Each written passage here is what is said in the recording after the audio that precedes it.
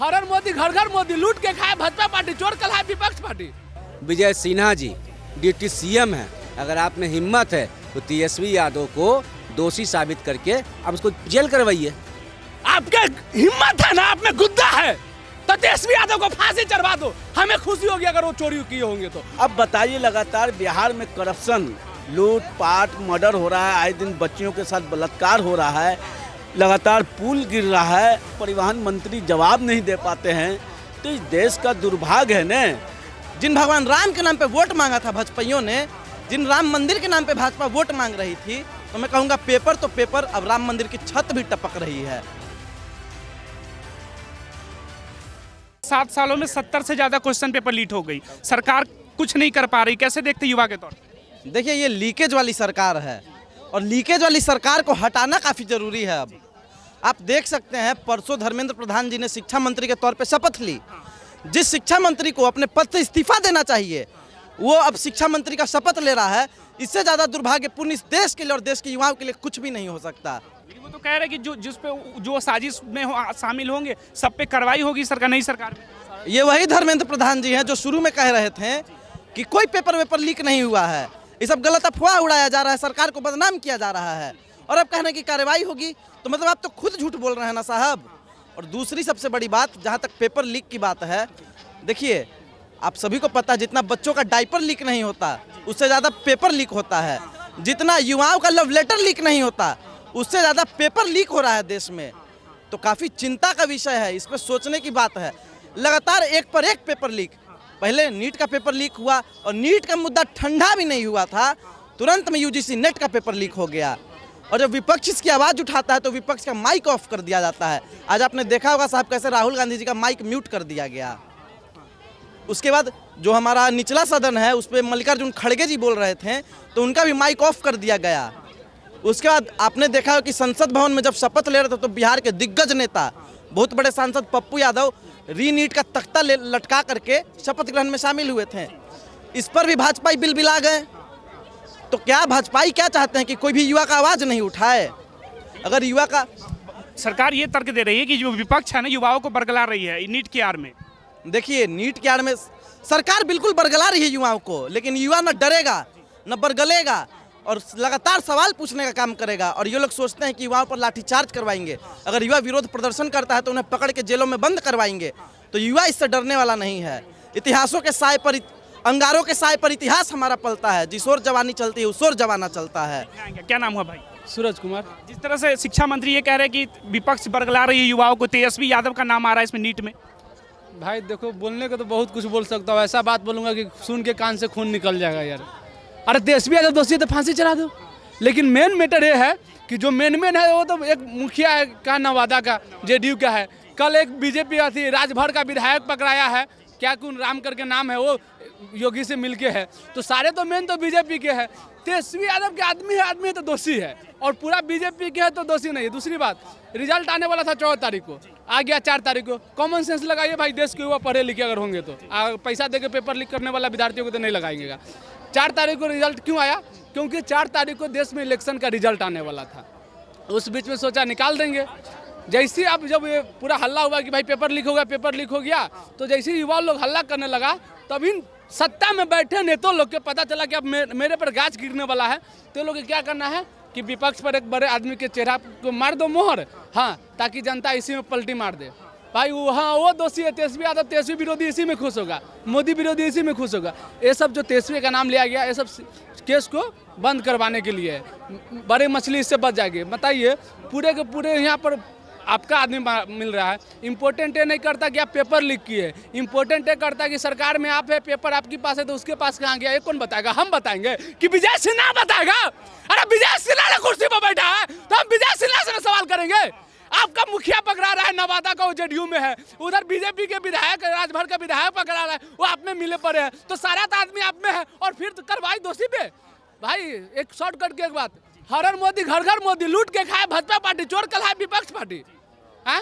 अरे हम तो बहुत कुछ बोलना चाहते हैं, लेकिन देश की जनता को लगा है जाति धर्म की भेदभाव। सिन्हा तो बार बार तेजस्वी यादव का असिस्टेंट पे सवाल उठा रहे हैं कि उनका नाम आ रहा है गेस्ट हाउस वाले में।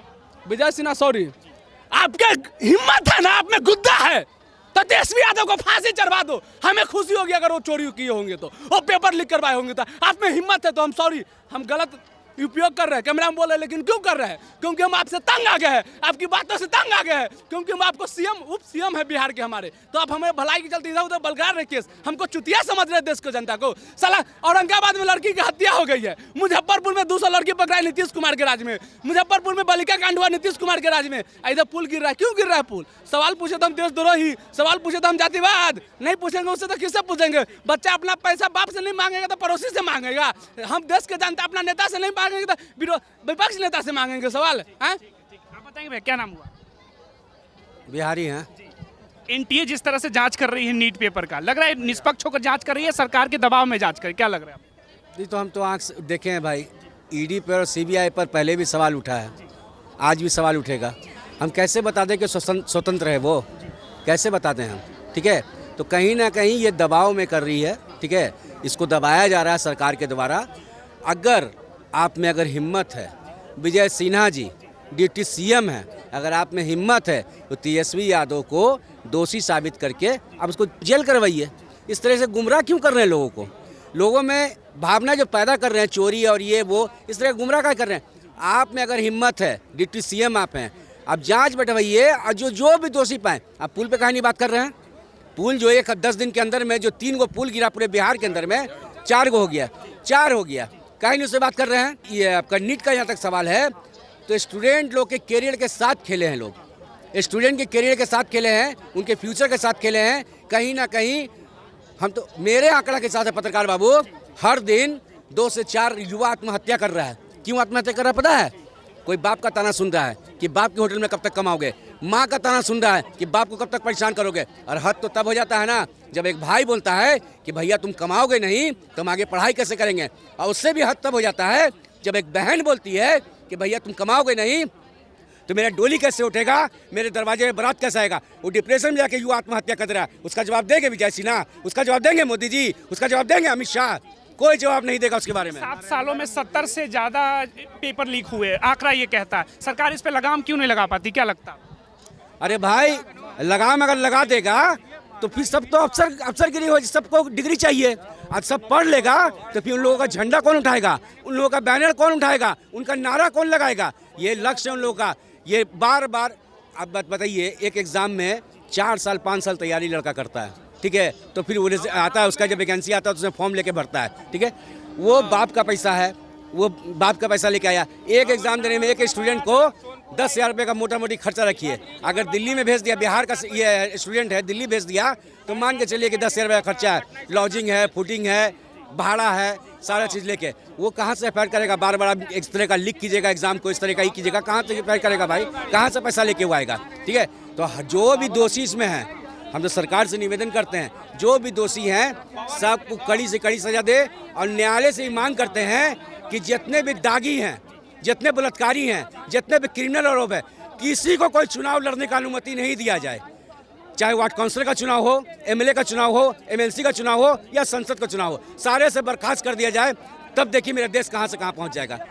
जिस तरह से एनटीए जिस तरह से सवालों के घेरे में बार बार खड़े हो जा रही है, निष्पक्ष होकर जांच कर रही है नीट का, या फिर लग रहा है नहीं, निष्पक्ष होकर जांच नहीं कर रही है, बिल्कुल नहीं कर रही है।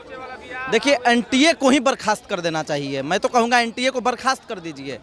और परीक्षा जो हमारे शिक्षा मंत्री हैं, अगर परीक्षाओं के पेपर लीक को नहीं रुकवा पा रहे हैं तो शिक्षा मंत्री जी को भी इस्तीफा देना चाहिए। जैसे रेल मंत्री रहते हुए नीतीश कुमार जी ने इस्तीफा दिया था, तो शिक्षा मंत्री इस्तीफा दें, क्योंकि अब देश को शिक्षा मंत्री की ज़रूरत नहीं है, परीक्षा मंत्री की ज़रूरत है, ताकि देश में अच्छे से परीक्षाएं हो सके, बिना नकल के परीक्षाएं हो सके, बिना पेपर लीक के परीक्षा संपन्न हो सके और युवाओं के भविष्य के साथ खिलवाड़ ना हो। मोदी सरकार तो कह रही है कि युवाओं के बेहतर भविष्य के लिए की बात करती है, स्टार्टअप इंडिया की बात करती है, युवाओं परीक्षा पे चर्चा करती है मोदी सरकार। अच्छा, परीक्षा पे चर्चा करती है। अगर मोदी जी परीक्षा पे चर्चा कर सकते हैं तो परीक्षाओं में हो रहे पेपर लीक पे चर्चा क्यों नहीं कर रहे हैं?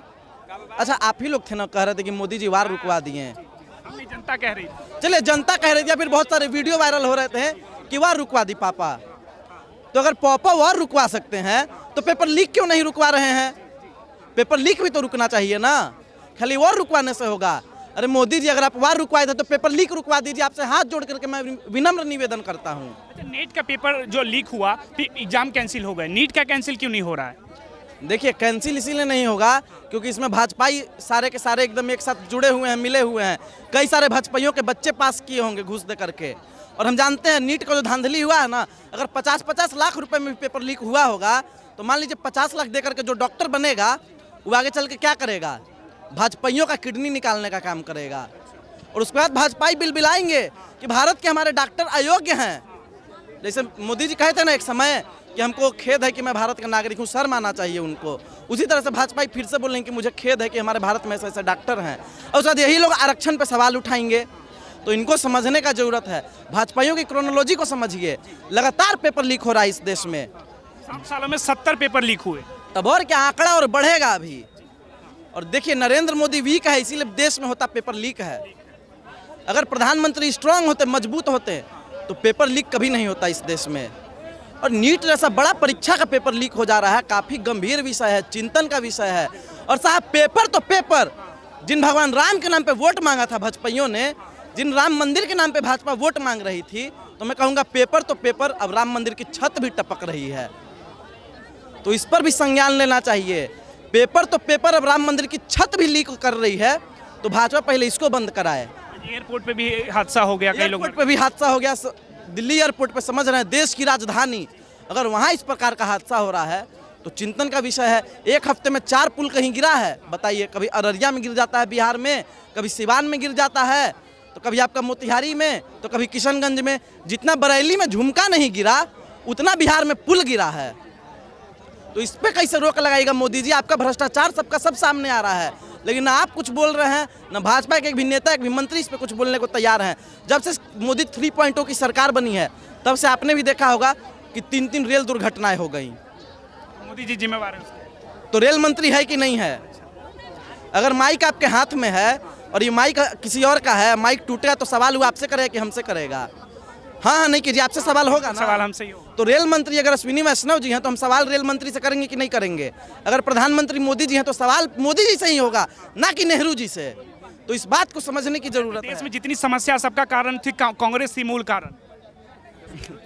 बिल्कुल, हम मानते हैं कांग्रेस थी मूल कारण। अगर कांग्रेस संविधान नहीं बनाई होती तो एक चाय वाला प्रधानमंत्री नहीं बनता। अगर कांग्रेस संविधान नहीं बनाई होती तो एक पढ़ा लिखा नौजवान प्रधानमंत्री बन चुका होता। अगर कांग्रेस संविधान में थोड़ी बहुत गलतियां कर दी होती तो आज एक ऐसा व्यक्ति जिसके पास खुद की डिग्री नहीं है लेकिन परीक्षा पे चर्चा करेगा, इस तरह की चीज़ें देखने को नहीं मिलती। अगर कांग्रेस गलती नहीं की होती तो कोई व्यक्ति आकर के टीवी पे मन की बात नहीं सुनाने लगता। आप मन की बात मत कीजिए, जनता की बात कीजिए। जनता क्या चाहती है? अभी जिस तरह से पेपर लीक हो रहे हैं हिंदुस्तान में, हर एग्जाम के बाद पेपर लीक हो जा रहा है, कैसे देखते हैं आप इसको? अरे 17 सालों तक डबल इंजन की सरकार है पूरे भारत में। लगातार किसी भी एग्ज़ाम में, किसी भी डिपार्टमेंट का वैकेंसी निकलता है, उसका एग्ज़ाम होता है और पेपर लीक हो जाता है। ना पेपर लीक होता, ना उस पर शिक्षा मंत्री जवाब दे पाते हैं। रेल का दुर्घटना हो जाता है, ना रेल मंत्री जवाब दे पाते हैं। रेल का उद्घाटन करना होता है तो प्रधानमंत्री आ जाते हैं। अर्थव्यवस्था पर जिस तरह से महंगाई चरम सीमा पर है, महंगाई पर वित्त मंत्री जवाब नहीं दे पाती है। कश्मीर में हमला हो जाता है, उस पर रक्षा मंत्री जवाब नहीं दे पाते हैं। तो ये देश का और बिहार का दुर्भाग्य है। अब बताइए, लगातार बिहार में करप्शन, लूट पाट, मर्डर हो रहा है, आए दिन बच्चियों के साथ बलात्कार हो रहा है, लगातार पुल गिर रहा है। अब सड़क परिवहन मंत्री जवाब नहीं दे पाते हैं। तो इस देश का दुर्भाग्य है न। मोदी जी कहते हैं 19 में कि चीनी मिल स्टार्ट होगा, आज तक चीनी मिल स्टार्ट नहीं हुआ। प्रधानमंत्री अपने 10 सालों के शासनकाल में इन्होंने क्या किया भारत के लिए, ये बात नहीं गिनाते हैं चुनावी मंच पर। मोजरा की बात करते हैं, मंगलसूत्र की बात करते हैं। तो ये लोग जो है ना, ये लोग मंगल राज वाले कल्पना करते हैं। जो मंगल राज का कल्पना करते हैं, जिनकी देश में कोई आज़ादी में भूमिका नहीं है। नाथूराम गौडसे, सावरकर, गोलवलकर के ये लोग वंशज हैं। ये लोग को देश से कोई मतलब नहीं, सिर्फ देश के कुर्सी से मतलब है। अब बताइए लोग जीत के गया पार्लियामेंट में, शपथ के दरमियान में क्या कहता है? देखिए, कोई बोलता है हिंदू राष्ट्र का, कोई बोलता है जय फिलिस्तीन। ये क्या है? अरे जय फिलिस्तीन कहने वाला भी भाजपा का बी टीम, और जो हिंदू राष्ट्र का मांग कर रहा है वो भी भाजपा का नेता। तो ये दोनों मिलकर देश के बुनियादी मसले को, अब बुनियादी समस्याओं को भटकाना चाहते हैं मुद्दों से ये लोग, मगर जनता मुद्दों से भटकने वाला नहीं है। और बिहार किंग मेकर के रूप में उभरा है 24 में। नीतीश कुमार जी, आपको जवाब देना होगा। 8 बिहार से मंत्रिमंडल में शामिल है मोदी जी के। अब बताइए कि चीनी मिल कब स्टार्ट होगा, कल कारखाना कब लगेगा, बिहार हमारा उन्नति की ओर कब जाएगा, महंगाई पर सरकार से कब बात कीजिएगा? अभी तो सरकार नई बनी है, सब समाधान होगा बिहार में। अरे क्या समाधान होगा बताइए? पार्लियामेंट में लोग हिंदू राष्ट्र की मांग करता है। जो हिंदू राष्ट्र की मांग कर रहा है उन अनभक्तों को समझ में नहीं आता। आज़ादी में हिंदू, मुसलमान, सिख, ईसाई सभी लोग मिलकर लड़े थे, तब ने अंग्रेजों को भगाया था। ये काले अंग्रेजों को भगाना आवश्यक जरूरी है, नहीं तो हमारा देश बर्बादी की ओर जा रहा है।